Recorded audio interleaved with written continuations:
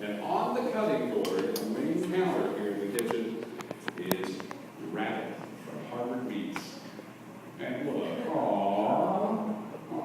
you can see video of this skinned rabbit at okfoodie.com. Watch the whole process. We've all broken down a chicken, but this is the first time I'm watching a rabbit being broken down. Well, it's funny that you say that, because the rabbit is a lot like a chicken, and at least as far as how you process it, right? Okay. You can 8-piece a rabbit just like you can 8-piece a chicken. The thing about a rabbit is that, imagine a rabbit. It's a small animal. There's not a lot of meat on it, right? You have to find the stuff that's good, and then remember that because of the nature of a rabbit, it's going to be stringy and tough in certain spots, right? Especially where the muscles are most worked. So the front legs and the very back part of the rear legs are going to be really tough and stringy because that's where all the muscles are doing all their work. So you kind of have to give a different treatment when you're cooking different parts of the rabbit. Right, well, just like a cow. I mean, if you look at a cow, you know all the different muscles on a cow, and each one has a different level of tenderness and fat content and all those things because each area of the animal does a different thing. And any other mammal is going to be the same way. And so a rabbit is, it's almost like butchering fish. I mean, all fish are kind of similar. A salmon and a trout are really pretty much processed the same way. A rabbit and a pig are pretty much processed the same way. It's just a matter of scale more than anything else. Of course, in modern times, the way we raise pigs, there's a lot more meat available on a pig.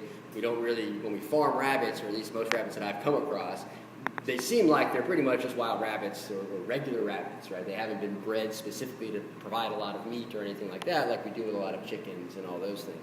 So it's really a rabbit as you might find it in the wild, right? First thing you'll notice, right, is it's got two really big fat legs on the back, right? And there's a lot of meat available there. And then we have our tenderloins, which are basically run right along the spine. The least used muscle in the animal, so usually the most tender.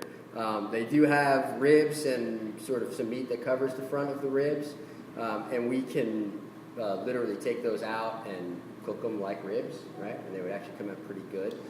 But they are really tough and, again, really small, and so it's hard to get a good yield out of them. The front legs are kind of the same way. They're really small, really hard to get good yield out of them. We're going to pick them apart a little bit. But the first thing we want to do is basically separate the saddle from the rest of the body, right, which is the hind legs. The easiest thing to use is a butcher knife and just go right to the spine and press it up against the hind legs and push through like that, right? And then that's what's called our saddle, right? That's just the rear end of the rabbit. And then we have our tenderloin along this side, so I'm going to cut this open, right? And go right down along the spine there and just find where I can get into that muscle.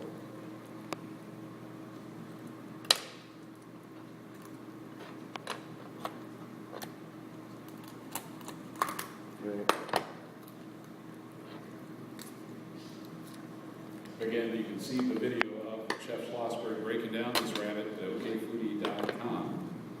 How many servings can you get out of one rabbit? Is it enough for two people? Well, rabbits do range in size. I mean, this one I think is probably about a 2-pounder, and some of the ones we butchered earlier were more like 3 or 4 pounds. So I would say on average you can get 3 to 4 servings, for a paella dish, type dish. As a single serving, you'd want a half a rabbit per person. If you were just doing a fricassee or something like that, a Hassan Pfeffer or something. A Hassan Pfeffer. I only know that word from... Pfeffer. No, not from Laverne and Shirley. From Bugs Bunny. Bugs Bunny, yeah. Hassan Pfeffer. Ludger Schultz, tell us what Hassan Pfeffer is. What is it? It's a rabbit, and you think it does with the blood of a rabbit. Right.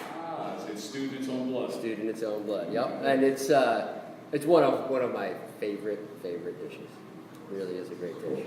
We'll do the blood show around Halloween. So one of the things that I do whenever I butcher a rabbit is I do kind of go through it and pick a lot of the little pieces off with my fingers because I don't want to lose any of it. I want to have all of the best yield I can get out of it. I don't try too hard to like preserve any of the shape of the cut or anything like that. I'm just trying to get pieces, so I use my fingers a lot to tear it up and to get just what I want out of it. It does seem like a lot of work. A lot of work for for not a a lot little of bit of meat. meat. Yeah, that's absolutely true. It's But tasty. it's worth it in the long run.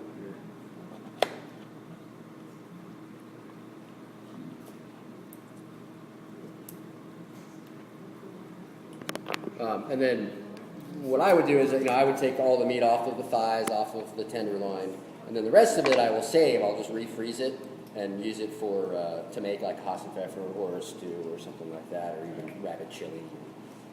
Rabbit stocks you might have on hand. Yeah, sure. I see that a lot in cookbooks.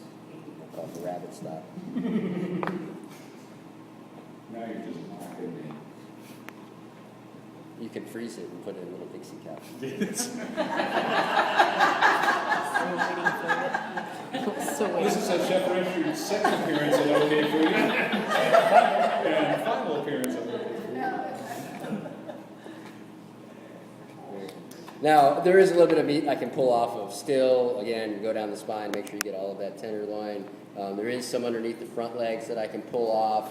I did butcher a few before, so we have plenty for tonight. And for the sake of time and my own sanity, I'm going to. Well, if you want to see that process, go to okfoodie.com and check out the video.